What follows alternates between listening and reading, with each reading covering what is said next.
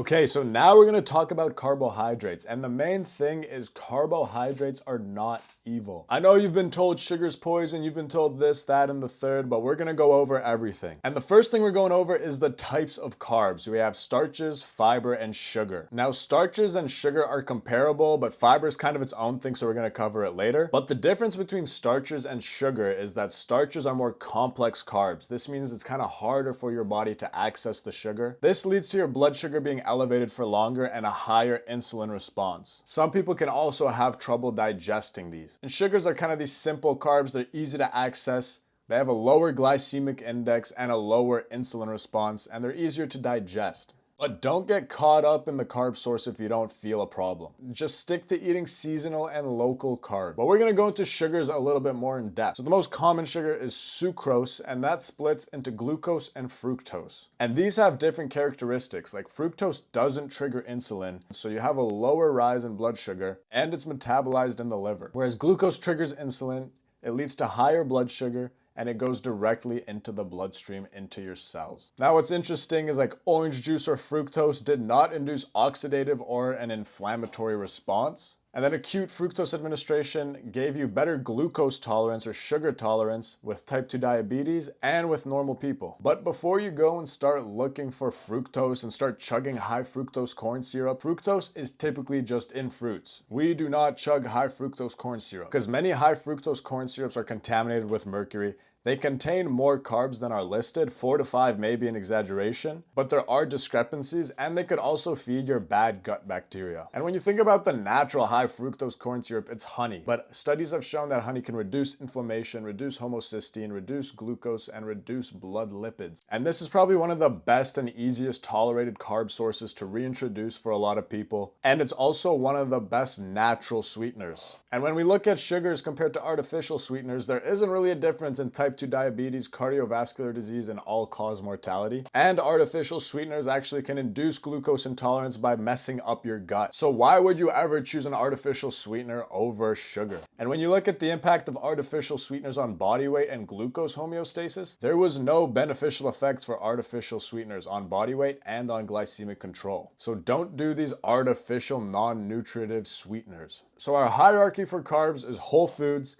then sugarcane, then high fructose corn syrups and non-nutritive sweeteners. We're not even gonna touch high fructose corn syrup and non-nutritive sweeteners. Don't be afraid to have the croissant in the sun at the cafe, enjoy yourself, have that gelato. Once you dial in your environment, you could treat yourself a little bit, just don't stress about it. Now, I'm not saying go and eat a croissant today and call that your breakfast. Do not do that. But you don't wanna become like orthorexic and be scared of a croissant, you know? Another thing about carbohydrates is they increase the amount of CO2 you produce. And CO2 has a bunch of benefits, like it improves hypoxia. Hypoxia is a lack of oxygen, and you actually need CO2 to get oxygen into your cells and to make it usable. And pretty much every disease under the book has some sort of link with hypoxia. So it's anti-cancer, it's anti-anxiety. Think about why you breathe into that brown paper bag. It's a vasodilator, great for blood flow, inhibits lactate and inhibits AGEs. And AGEs are these advanced glycation end products, and CO2 basically deals with that. My friend Blue Flowers wrote a good Substack article on this. It's free.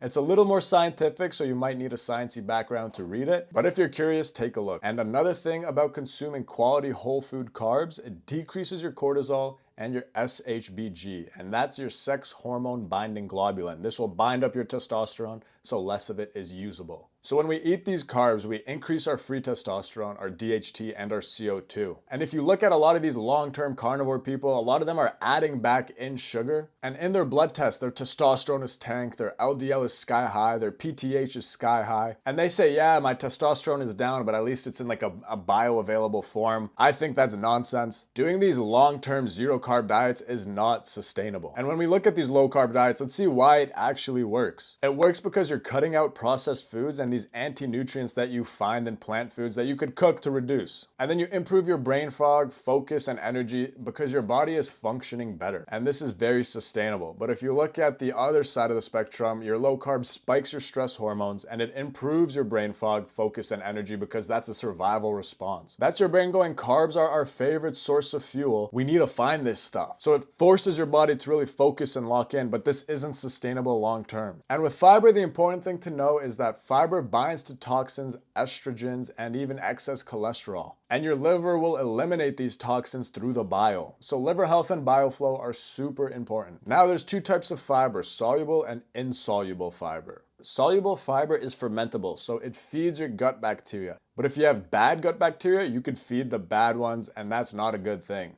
It also slows digestion. Insoluble fiber doesn't feed bacteria and it stimulates peristalsis, which is basically faster bowel movements. And when we're looking at fiber, we're kind of just searching for that sweet spot. You don't want to overdo it and you don't want to underdo it. If you need a number to aim for, I wouldn't go more than 30 grams, but you could play around with it, see what feels best. And then there's people who can't handle carbs, and there's multiple reasons for this. One of the biggest ones is that carbs increase your metabolic rate. But when you increase your metabolic rate and you're burning through fuel, you have to add fuel to the fire. And most people's fuel are like Oreos, there's zero micronutrient content, a bunch of added sugar, and you just don't have enough nutrients to support your carb metabolism. So here's how you're gonna troubleshoot the carbs. You're gonna follow all the advice in the light EMF and remove toxins course, including seed oils, and then you're gonna replenish your micronutrients. We're gonna get into how to do that in the next module, but the main ones people are usually deficient in are B vitamins, magnesium, K2, and electrolytes. Resistance training like lifting weights, for example, also increases your glucose tolerance. But how much carbs do we wanna eat? We want to eat equal or more carbs than protein. So the next question is, how much protein do we eat? And we're gonna get into that in the next video.